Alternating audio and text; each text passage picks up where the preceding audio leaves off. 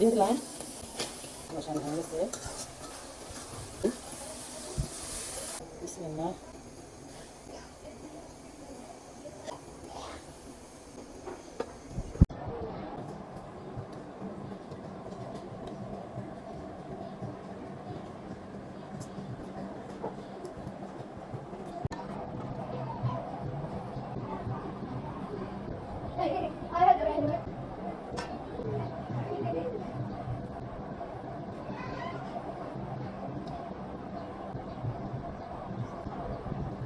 Hello বন্ধুরা, আসসালামু আলাইকুম। আজকে দেখো আমি সমুদ্রের লাল পোয়া রান্না করব। আজকে আমি মাছ রান্না করব, তোমরা দেখো। এখন আমি এটা কাইটা নিই, এগুলো কাইটা নিছি,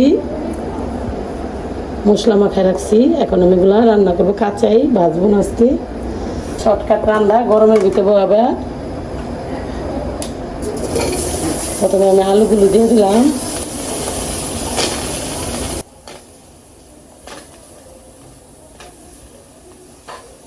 দিয়ে দিলাম পেঁয়াজ,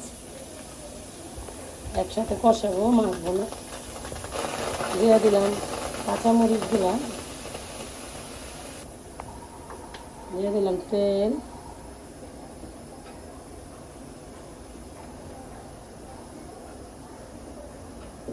দিয়ে দিলাম লবণ,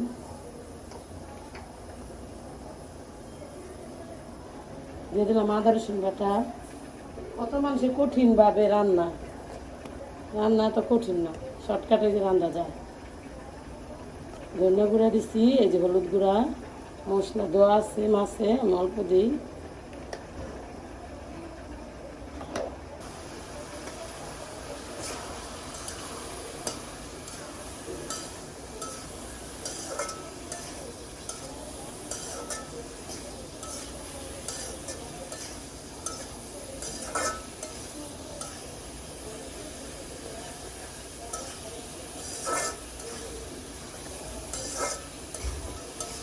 পরে আমি টমাটো ধনে পাতা দেবো, পানি দিই, একটু পানি দিয়ে কষাই বন্ধুরা।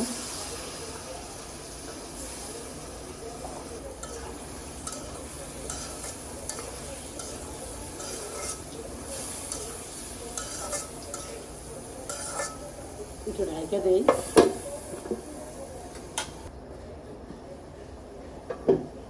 আসলাম বন্ধুরা, এই যে কষানো হয়ে গেছে।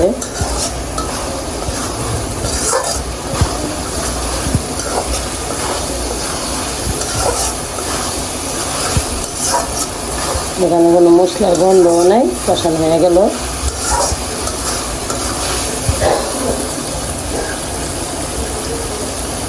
দিয়ে দিলাম একটু পানি,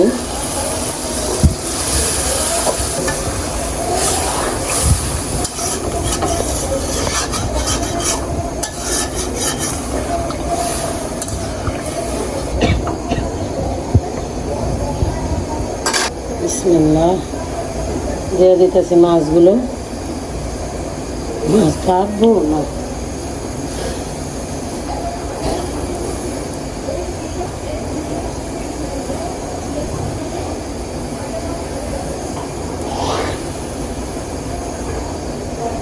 মাছের পানিগুলো দিয়ে দিই, মশলা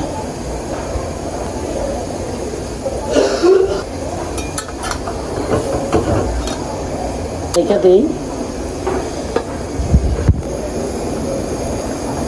দেখো সুন্দর ভালো করছে।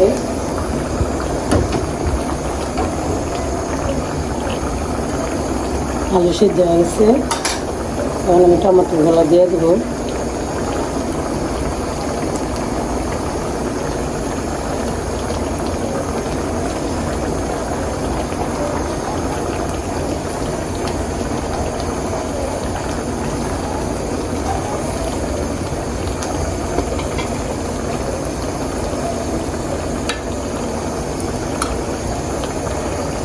একটু রেখে দিই।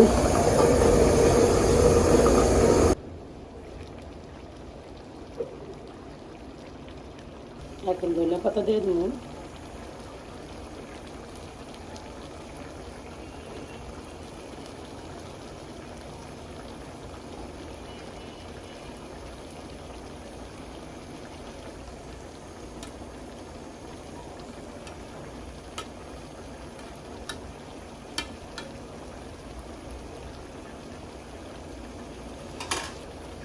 এবার একটু ঢেকা দিই।